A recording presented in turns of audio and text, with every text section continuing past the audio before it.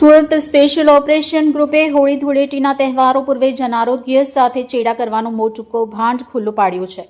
બાતમીના આધારે પાંડેસરા સ્થિત ભીડભંજન સોસાયટીના ગાળા નંબર 278માં દરોડા પાડી પોલીસે આશરે 1400 કિલો શંકાસ્પદ ભેળસેળયુક્ત પનીરનો જથ્થો ઝડપી પાડ્યો છે।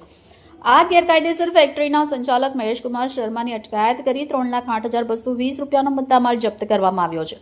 પ્રાથમિક તપાસમાં બહાર આવ્યું છે કે છેલ્લા 2 વર્ષથી સક્રિય નેટવર્ક દ્વારા અત્યંત સસ્તા અને હાનિકારક પદાર્થોમાંથી પનીર બનાવી શહેરની નામી અનામી ડેરીઓમાં સપ્લાય કરવામાં આવતું હતું। ખાદ્ય સુરક્ષાના નિષ્ણાતોના મતે નકલી પનીરમાં સામાન્ય રીતે પામ ઓઇલ, ગ્લિસરોલ, મોનોસ્ટિયરેટ અને સલ્ફ્યુરિક એસિડ જેવા જીવલેણ રસાયણોનો ઉપયોગ કરવામાં આવે છે, જે પાચન તંત્ર અને લીવરને ગંભીર નુકસાન પહોંચાડી શકે છે।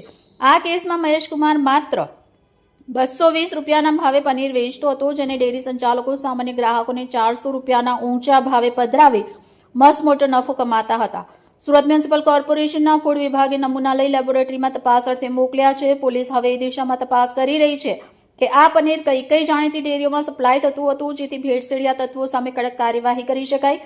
તહેવારો દરમિયાન મીઠાઈ અને દૂધની બનાવટોમાં થતી આવી ભેળસેળ ગ્રાહકો માટે ચિંતાનો વિષય બની છે। Bureau chief Sunil Ganjawala, bullet 26 Gujarat news, Surat.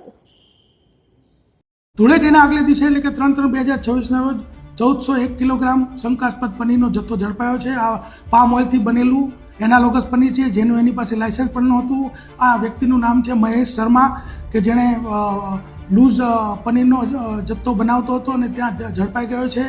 Pandesara વિસ્તારમાં એના ગાળાની અંદર આ પનીર છૂટક ધર્મરાજ ડેરી, ઓમ સાંઈ ડેરી, રાધેકૃષ્ણ ડેરી, રાજ કમલ ડેરીમાં રોજ 400 કિલોગ્રામ જેટલું એ સેલ કરતો હતો। 220 રૂપિયાની અંદર સેલ કરતો હતો અને પામોલિન ઓઇલ, દૂધનો પાવડર તથા એસિડનો ઉપયોગ કરી અને આ નકલી પનીર બનાવતો હતો।